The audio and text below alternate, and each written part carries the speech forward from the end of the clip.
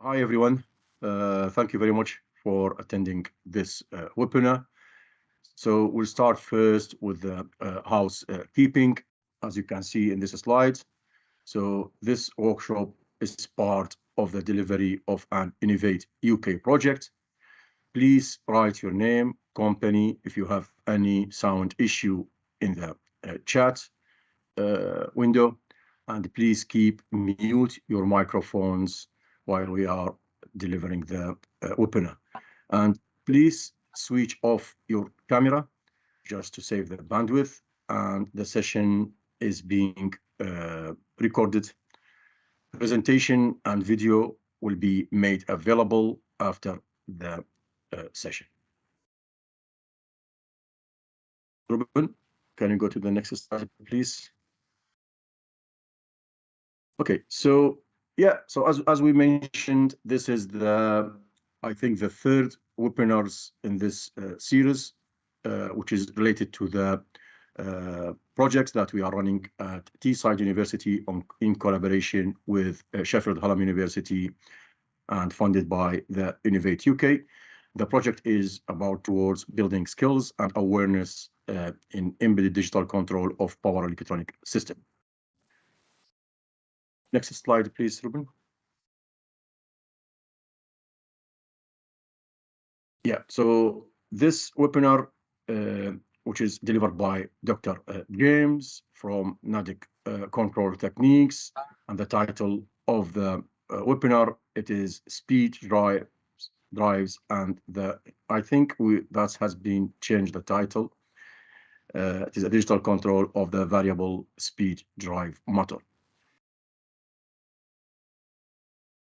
Okay, so we have another webinar that would be in May time, in the 26th of May, and that would be delivered by Blex, and the title of that is the hardware in the loop simulation of switch mode power converters. So please watch the space into the LinkedIn and other social media and the project website if you would like to register and attend, and we are happy to see you present in that workshop. Thank you very much. So I'll give the space to Dr. James to share the slides and start the webinar. And please, James, feel free to introduce yourself to the audience. Thank you very much. Thank you, everyone, for joining the webinar today. My name's James Scoltock. I'm an engineer with Nidec Control Techniques, and today I'll be talking about the digital control of variable speed drives. So to begin with, just a brief overview of the talk today. To begin with, I'll give a brief introduction to myself and also to the company that I work for, Control Techniques. And then I'll move on to actually talking about variable speed drives. Wherein I'll discuss the basic structure of a drive system and also the basic approach to motor control that's employed within a typical drive. I'll then discuss microcontroller implementation considerations as they relate to the implementation of controllers for drives, as well as some of the additional and peripheral features that are implemented in the microcontroller in a practical drive. I'll then very briefly talk about some industrial applications which may be of interest to people listening to the webinar. Then talk briefly about future trends, and also then offer some very brief conclusions to finish the talk. So just briefly about me, I received the Bachelor of Engineering and PhD degrees from the University of Auckland in New Zealand in 2010 and 2015, respectively. My PhD topic concerned model predictive control for grid-connected converters. Then from 2015 to 2019, worked as a postdoctoral research associate in power electronics and power conversion here in the UK, first at the University of Manchester and then at the University of Sheffield. Then in October 2019, I joined Nidec Control Techniques as a product development engineer, working within the drive firmware team. And most of my work has been development of drive firmware for new products. And I'm now a senior development engineer.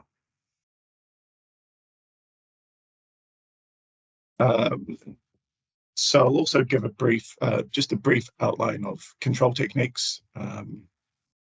Control Techniques is actually turning 50 this year.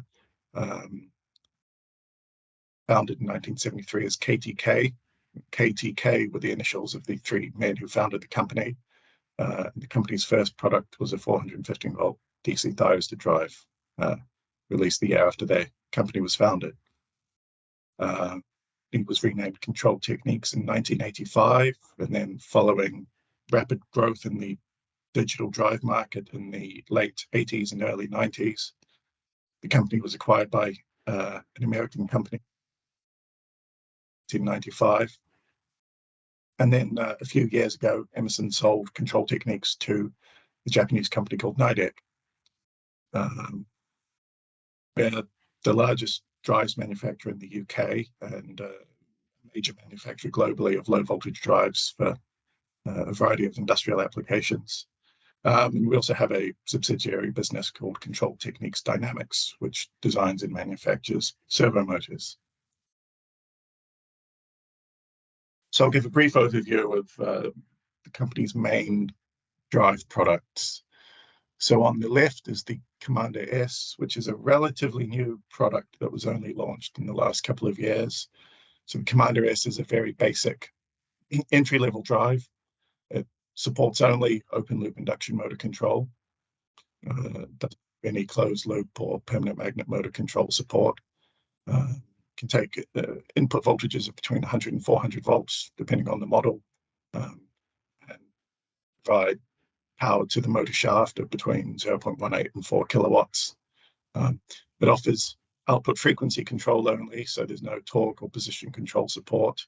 And as far as I know, it was the first drive in the world to have NFC support, allowing NFC on a phone or tablet to be used to configure the drive without any physical contact. It can even be configured through the box in which the drive is packaged.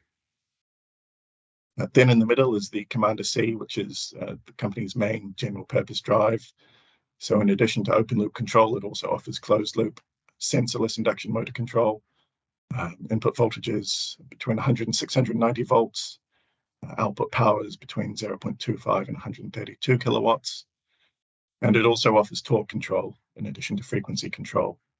And it also offers communication support so that industrial communications protocols can be used to talk to the drive remotely.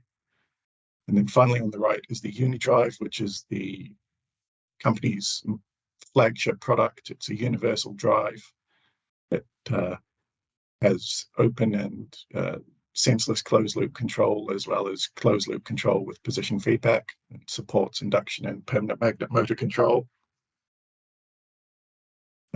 Input voltage range is again between 100 and 690 volts. Output power is between 0.75 kilowatts up to 2.8 megawatts in UniDrive systems where multiple drives are used in parallel. In addition to frequency or speed and also torque control, it also offers position control. And as a result of that, it also offers encoder or resolver support.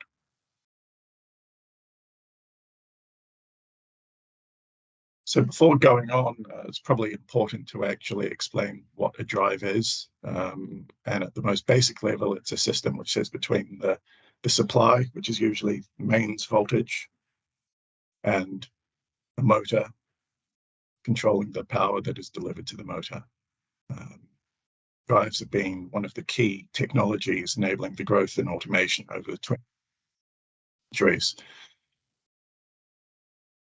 Drives enable the torque, speed, or position of a motor to be controlled, but generally, we're not interested in controlling those things for their own sake. We're interested in controlling those things to achieve something else. So, for example, you might want to control the speed of a fan, of a motor driving a fan, so that airflow can be controlled in an HVAC system.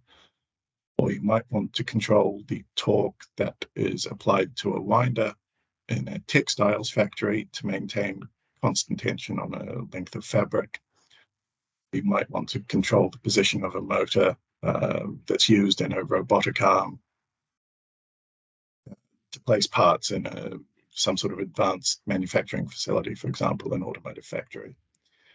Modern drives are built on a range of underlying technologies, including power semiconductors, analog and digital electronics, digital communication, microcontrollers and other digital electronic hardware, programming languages, assembly language, C, C++, and so on. So working in any of those areas requires a broad range of knowledge in addition to specialist focus. If you're someone who specializes in motor control, you still need to understand how the power electronic system works.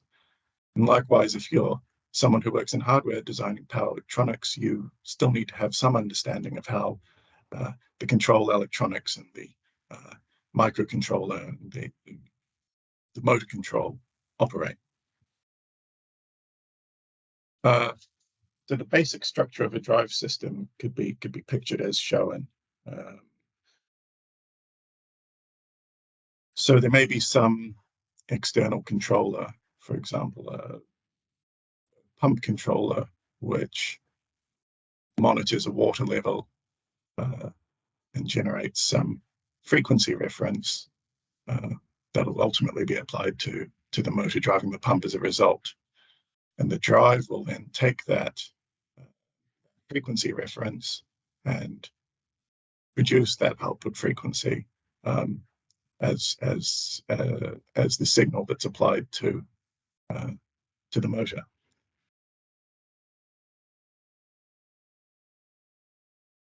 So within the drive, we have control and modulation, and then we also have the power stage, the inverter, and we've got measurement and feedback within that system. So we've got voltage and temperature feedback from the inverter, and then we also have current feedback from the motor, perhaps also position and temperature feedback depending on the particular application. Now, obviously, this is a very, very high level description of what the drive looks like.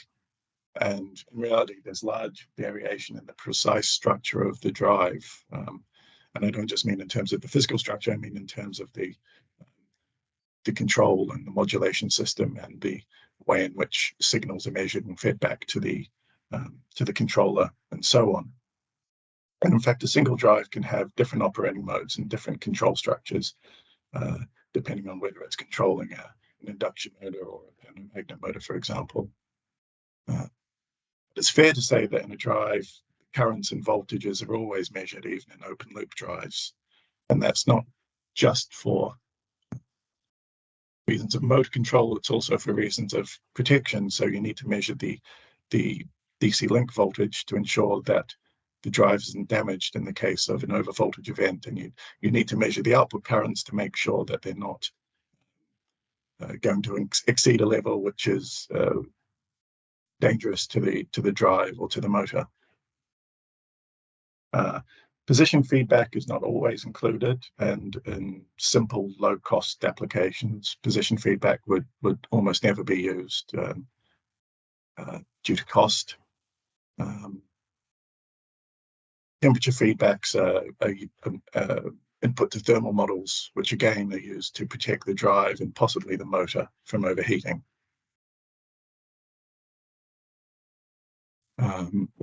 So the drive is obviously connected to a motor, and in practical applications, a large variety of motors are used. And induction motors are obviously the most common, and I'm sure that you all know at least something about induction motors. Permanent synchronous motors are also common, and synchronous reluctance motors are becoming more common.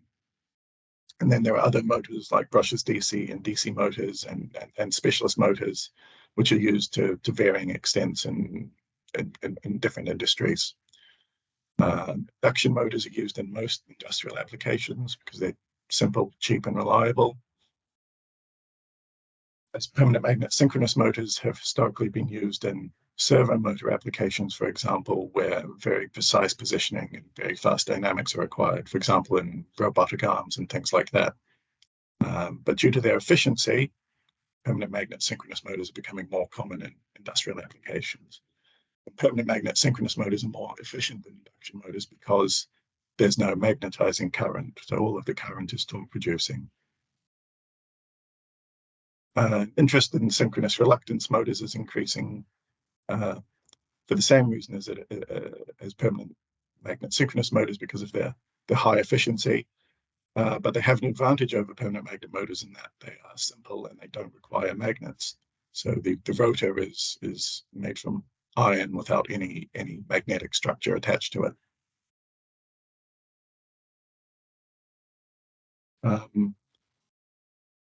The basic overview of the power electronic system that would be used in a drive is pictured. So a rectifier, or in some drive systems, an active front end, which allows regeneration, converts the AC mains voltage to a DC link voltage, and the inverter then converts the DC link voltage to an AC output voltage, which supplies the motor.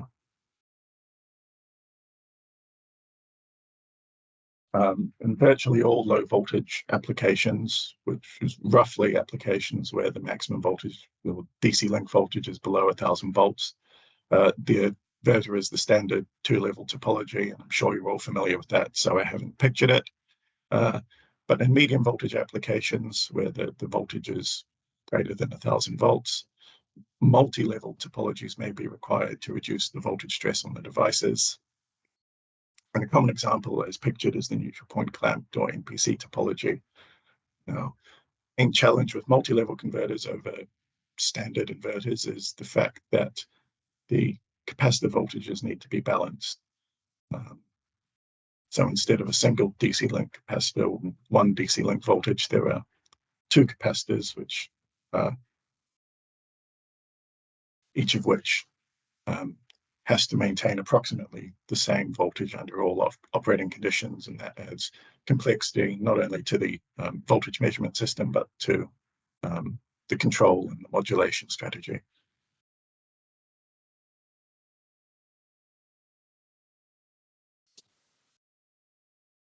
As I said previously, the control structure does vary depending on the type of motor being controlled.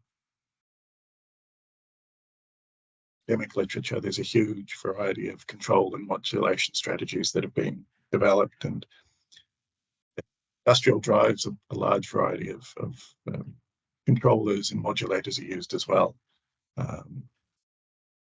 But for simplicity in this talk, I'll only discuss open loop, or VO, as it's sometimes called, control of induction motors.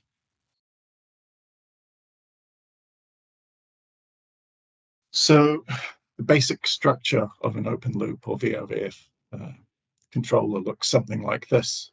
So the motor currents are measured and converted from the three-phase quantity into an orthogonal quantity, first in the stationary reference frame, giving the alpha beta variables, and from there, using the reference angle, converted into DQ quantities, which are generated with respect to a rotating reference frame.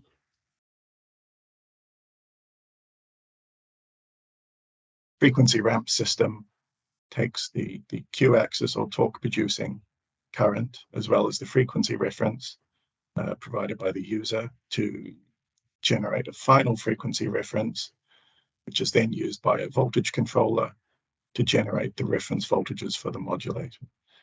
The modulator takes those reference voltages as well as the reference angle, so uses the DC link voltage, which is measured from the inverter, to generate the firing signals which drive the MOSFETs or IGBTs in the inverter, which drives the motor.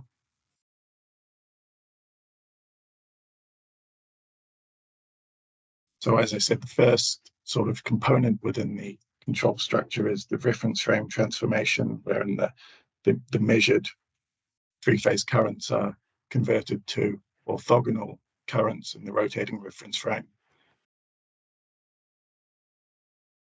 Second component is the frequency ramp or frequency controller system. And you might ask why this is used. The frequency controller ramps the frequency that's applied to the motor up and down based on user-selected acceleration and deceleration rates, which is a critical thing in open-loop drives where there's no inner current control loop, because sudden steps in the frequency applied to the motor can cause large current transients, which can cause overcurrent trips in the drive and possibly damage the motor or the drive. Which means that if the reference suddenly changes from 20 to 50 hertz, a hard reference step won't actually be applied to the inverter and to the motor. The frequency that's applied to the motor will be ramped up at some rate that's specified by the user. And likewise, if the drive is commanded to stop, then the output frequency will be gradually ramped down to 0 using a deceleration rate that's again selected by the user. So in addition to the basic frequency ramping operation, the frequency ramp system also includes a current limiting system, which prevents the torque producing current from exceeding a defined maximum. And that's something that's defined in the drive's parameter set, and the user can generally change that if they want to.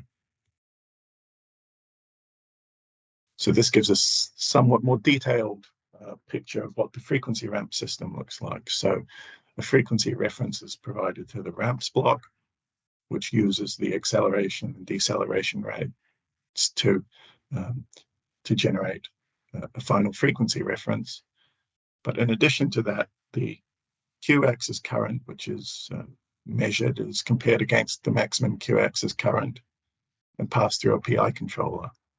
And if the Q-axis current exceeds its maximum value, then the output of that controller is added to the output of the ramp system, and that has the effect of reducing the frequency. By reducing the frequency, the Q-axis current will ultimately be reduced, which will keep that current within the level that's defined by the user.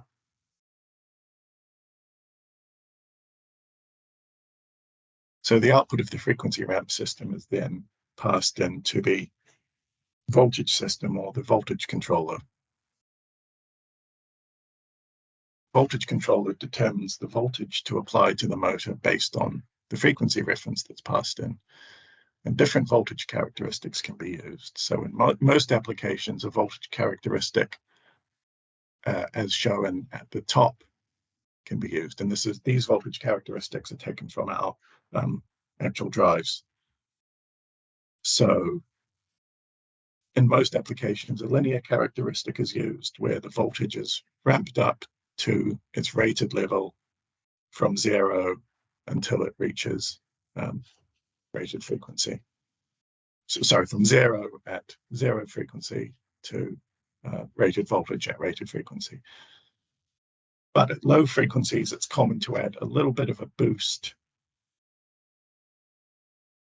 frequencies, and the reason that's done is to overcome the stator resistance, to ensure that enough current's always being put in to magnetize the motor properly and generate sufficient torque. And for some applications, the square profile, as shown at the bottom, is better. So for fans, for example, the load increases with the square of the output speed of the fan and therefore the frequency of the motor, for which reason it makes sense to have a voltage profile and therefore a power and a torque profile, a power profile which matches that profile of the load. So instead of being a linear profile which ramps up, it's a square profile which ramps up from the low frequency voltage boost level to rated voltage at rated frequency.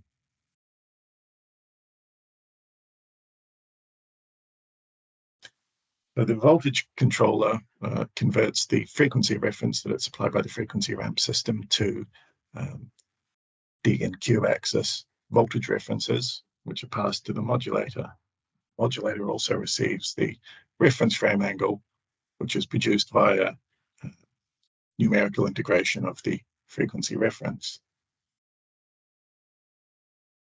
Using those quantities in addition to the measured DC link voltage, the modulator generates the firing signals which are applied to the switches in the inverter. So in the vast majority of modern drives, space vector modulation, or SVM, is used, with the major advantage of SVM over more basic PWM strategies being that the maximum line-to-line output voltage is 15% higher. So for the same inverter and the same DC link voltage, you're getting 15% more, which allows the motor to be controlled over a wider range of voltages. The modulation algorithm is run at the switching frequency. So in a typical low voltage drive, that could be between, say, 2 and 16 kilohertz. So the D and Q axis voltages, the reference frame frequency are used to determine the sector in the space vector plane in which the reference voltage lies. By projecting the reference voltage onto the active vectors that correspond to that sector, duty cycles for each of the 3 phases can be generated. Those duty cycles are then passed into the PWM system in the microcontroller to generate the actual gate drive signals, which are used to fire the switches in the inverter.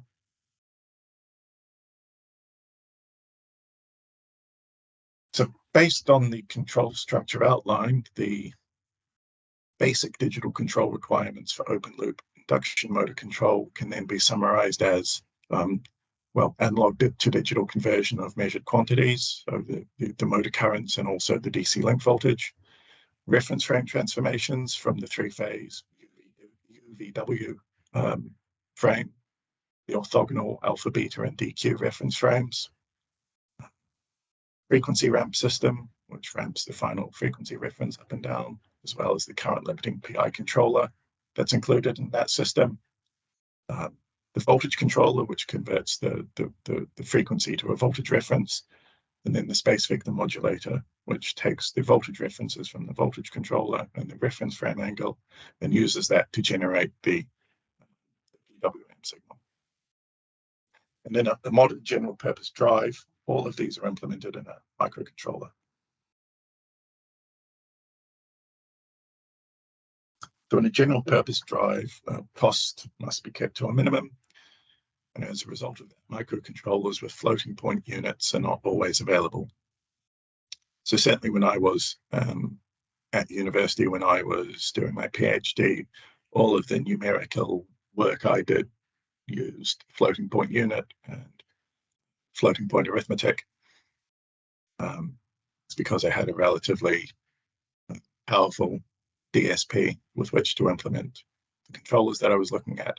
But in practical drives, it's often the case that much simpler microcontrollers are used, for which reason a lot of numerical calculation is performed using fixed point integer arithmetic.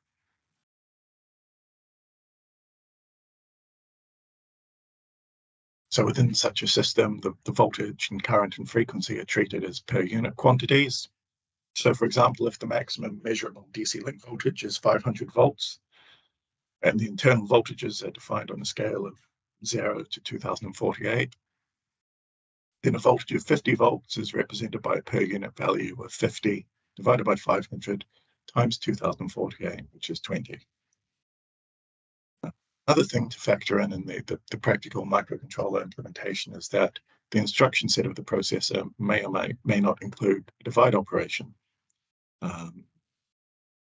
Some microcontrollers don't have a divide operation at all, which means that library divides are used if a divide is explicitly coded in to the C or C++, and that's generally very inefficient. So divide functions written in assembly can be used in place of library divide functions. Assembly functions are much more efficient than library divide functions, but they still take quite a bit of time to execute, a lot of clock cycles. It's for that reason that divide operations are kept to an absolute minimum in time-critical areas of the code. But there are some ways to get around that, one of which is by using right shifts in place of division by powers of 2. So, as I'm sure a lot of you know, division by 2 to the power of n is equivalent to a right shift by n bits. So if you wanted to divide something by 8, you could right shift a variable by 3. And so by using that in addition to multiplication, something that is a good approximation of something that implements division can be achieved.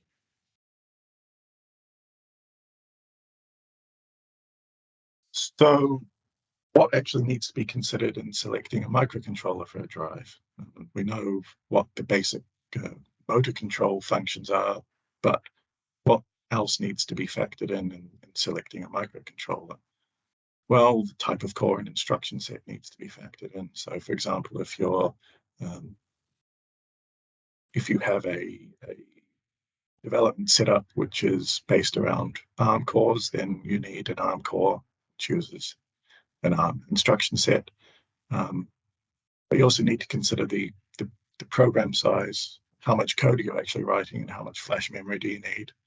You also need to consider how much RAM you'll require, what clock frequency you'll require, how much GPIO you need.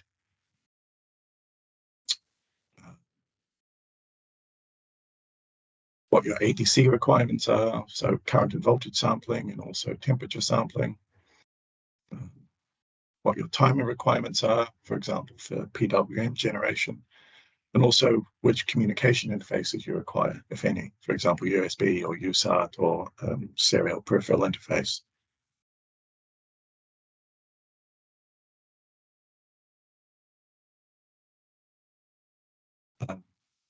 It's also, I think, really important to talk about the fact that the software in the drive contains more than just the motor controller. So I think when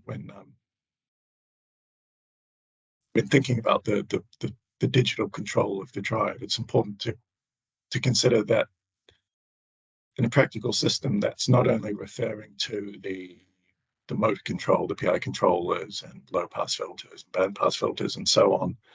It's also referring to all of the stuff that sits around that, all of the user interface and the communications and odor and resolver support and those sorts of things. But perhaps most importantly is the parameter set of the drive. So in virtually all modern drives, the users interact with the drive and configure the drive and monitor the drive using a set of parameters. A small drive might only have a few dozen parameters, whereas a complicated drive may have well over 1,000. Handling the user parameters is a major task for the drive firmware. A lot of parameters are savable, that is, you can configure them and then you can save that parameter so that the drive doesn't forget what you've set that parameter to. That might be a reference frequency or an acceleration or deceleration rate or controller gains. And those values have to be stored in non-volatile memory, which is generally memory that's separate to the microcontroller with which the microcontroller is interfaced.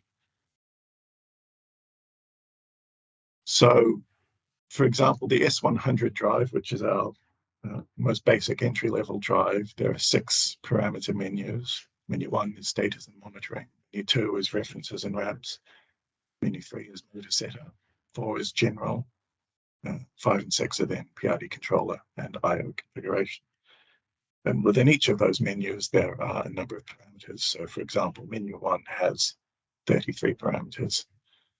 And these are used not for configuring the drive, but for monitoring what's happening in the drive, the output frequency, the output voltage, the output power, and so on. So as I'm sure you can imagine, a lot of software is devoted to managing these menus and parameters.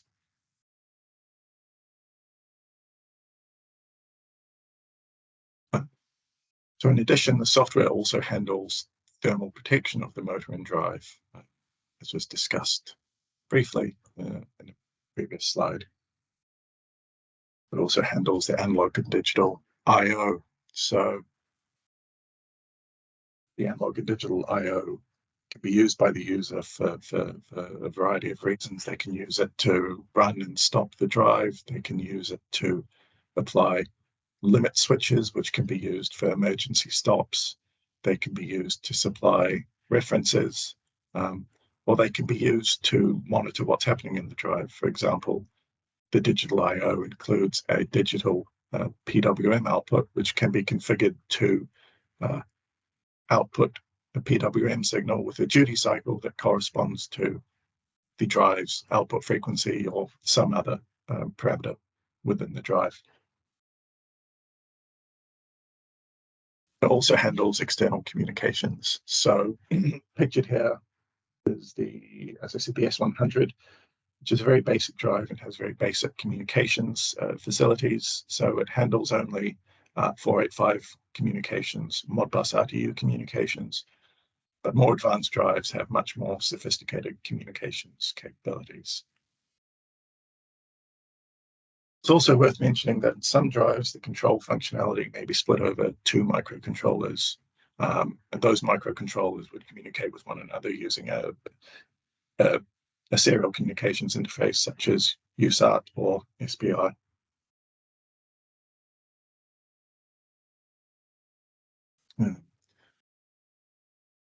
In a simpler application, the user might use the keypad on the drive to configure a few parameters. So as you can see, the S100 is a very simple drive, and the keypad consists of only 4 buttons. They can be manipulated to scroll through the menus, and to scroll through the parameters, and to set the values of parameters, and also to change what's displayed on the display. Basic application, the user's generally only interested in a few things. They'll probably want to set up a few basic motor parameters like the rated voltage and current and frequency, the maximum allowed frequency for the motor, and the acceleration and deceleration rates. The frequency reference may be provided using an analog input or using a preset speed. Stop commands will be provided using digital inputs. In a more advanced application, though, a much wider range of parameters might be configured. So, for example, the user might be working with a closed loop application, in which case it's likely that they'll need to fine-tune the frequency controller parameters so that their system works as intended. Might be necessary to tune these to achieve stability, for example. And industrial communications protocols may be used to configure and command a network of drives. So Ethernet or Profibus or CAN-open or any number of other protocols might be used by a controller or a network of drives in a more advanced sort of industrial application, like an advanced manufacturing system, for example. Drives are being used to control servo motors or something like that.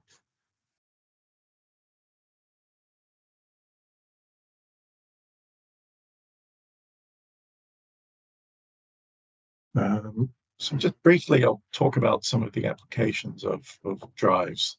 I think it's fair to say that the range of modern drive applications is extensive, ranging from domestic to commercial to industrial. I think virtually all of us will have a dishwasher or washing machine in our house, and all modern dishwashers and washing machines have drives in them. A lot of cars now have electric motors and drives in them. And there are all sorts of other ways in which our daily lives are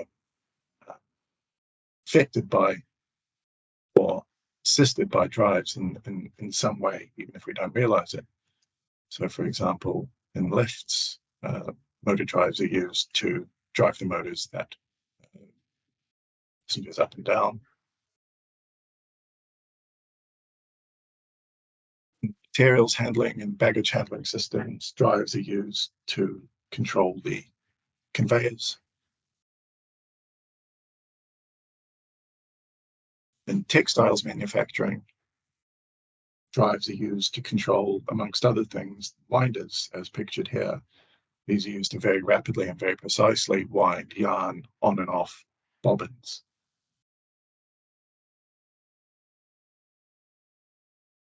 And there are even more advanced applications like advanced manufacturing, for example, in the automotive industry, where robotic arms, as pictured, are controlled in a very precise way by a motor and a motor drive.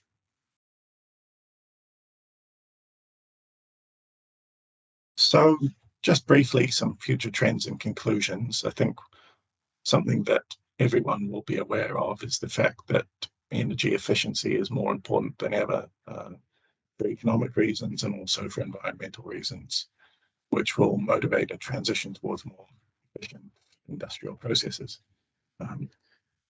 So traditionally, the induction motor has been the workhorse of industry, and the vast majority of motor drives are used in induction motor applications. But in years to come, we'll see greater uptake of permanent magnet motors and perhaps synchronous reluctance motors in response to energy efficiency directives, which state that industrial equipment must satisfy minimum efficiency thresholds. And as I briefly mentioned previously, the reason these motors are more efficient than induction motors is that there's no magnetizing current. All of the current is torque producing, which reduces magnetic losses and also reduces losses in the stator of the machine.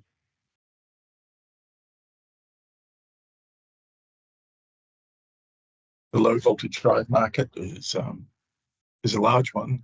As of 2021, it was worth $17 billion per year, and it's growing every year due to more and more industrial users connecting their motors to drives to improve efficiency and to save money.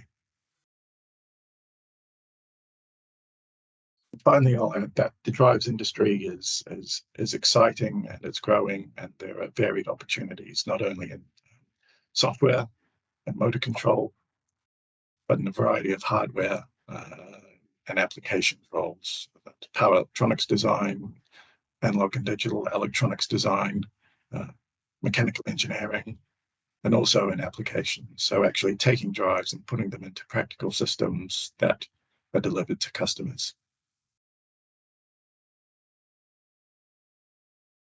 That's the end of my talk today. Thank you for listening. I hope you've gained something from what I spoke about today. And if anyone has any questions, then I'll be more than happy to try to answer. So thank you very much. Thank you very much, James.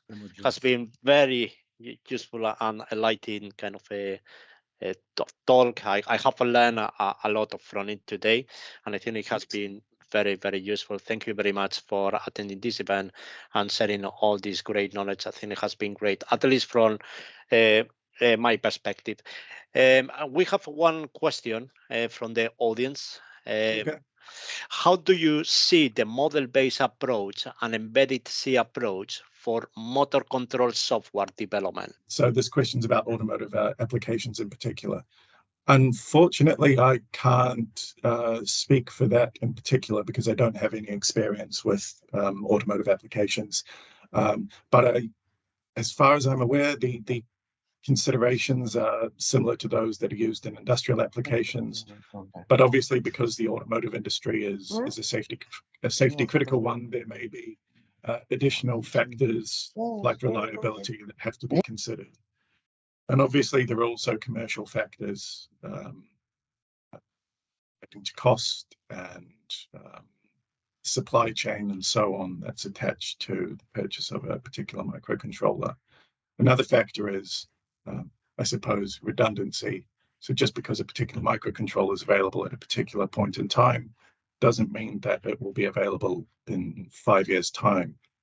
And it's useful to have second source or backup parts in place that can be used if the primary part is not available or is out of production or something like that. So fact the extent to which a microcontroller is replaceable is an important consideration, I think. How do you see the model-based approach and embedded C approach for motor control software development? Well, when I was a PhD student, I worked on model predictive control, which I implemented in C on a TI micro DSP rather. Certainly, I think that model predictive control is now used in industrial drives. I know that ABB now use a type of model predictive control in their medium voltage drives. And as far as I know, ABB used TI DSPs and the C programming language to implement those control algorithms. And going back even further than that, direct torque control, which I think has been used by ABB since the 90s, can be thought of as a type of predictive controller. So there's significant precedent for the use of C and model-based approaches for motor control. I'm not sure if that fully answers the question, and if it doesn't, then feel free to clarify, and I can perhaps send you a more detailed or better answer if the person asking the question was interested in something else. Okay, Yeah. The next question. For a Mentor 2 control technique drive, the maximum speed reference given to drive from PLC to run motor at full speed is 16,000. This is about the Mentor 2. Unfortunately, I don't know anything about the Mentor 2. That product came out a bit before my time at Control Techniques. Yeah, I imagine if there is a limit on the maximum speed reference that can be supplied by a PLC, it probably is due to the parameter within the drive being limited by some variable maximum. It may be customizable, but I couldn't say with any degree of certainty, unfortunately. Can you specify how temperature control is done? Is it a simple derating algorithm? I suppose there are two factors there. If the temperature exceeds a maximum limit, then the drive would initiate a trip and its output would be shut down. But then derating may also be used if the motor or the drive temperature exceeds some limit, which is close to but not quite at the maximum level. Fantastic. In your opinion, what kinds of hardware have the ability to implement advanced microcontrollers with big computational loads like constrained MPC for power converters and electrical drives? Thanks. That's a great question. I think DSPs are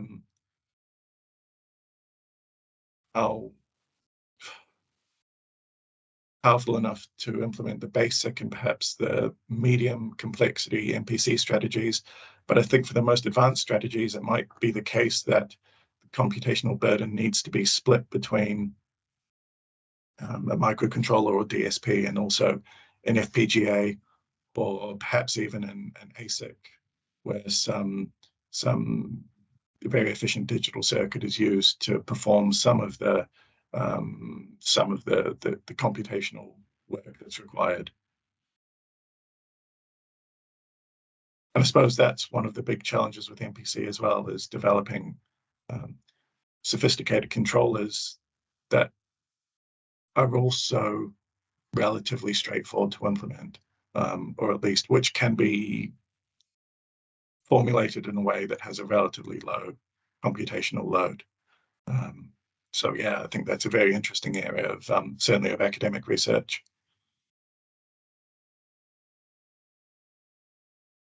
Model-based like MATLAB or some other. Oh, okay, model-based like MATLAB, right? I see. to be honest, I don't have any experience using sort of code generated by MATLAB or Simulink for actually running a practical system. And I can't speak to how efficiently the code generation tools produce C code. Modern compilers are quite efficient, so even if the C code is not as efficient as it could be, it may be the case that the code is, produced by those tools is still of a high enough standard. But I can't comment with any certainty. I'm sorry. I use MATLAB Coder and F401RE board, but the algorithm running speed is slow. Approximately 10 milliseconds. I'm sorry, I'm not quite sure about that.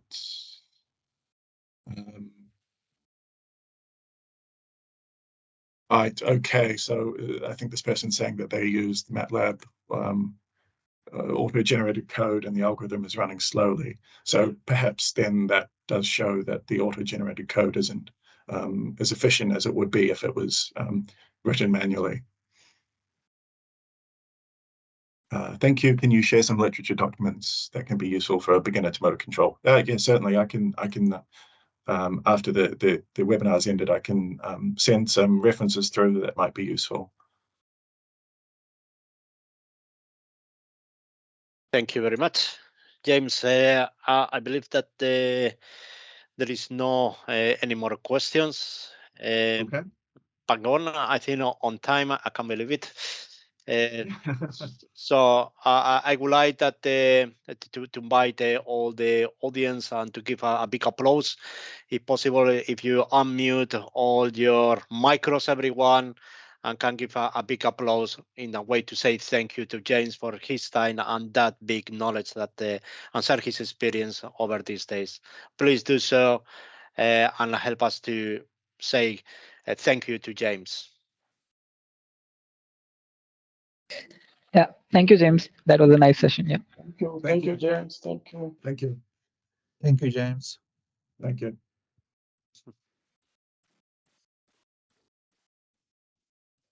Okay, so we call it that a close of the session, and thank you very much, James, for your great input and support over the whole this project. Has been very invaluable. And I'll see you soon. Thank you very much. Thanks, everyone. Thank you very much. Cheers. Cheers. Bye bye. Bye bye.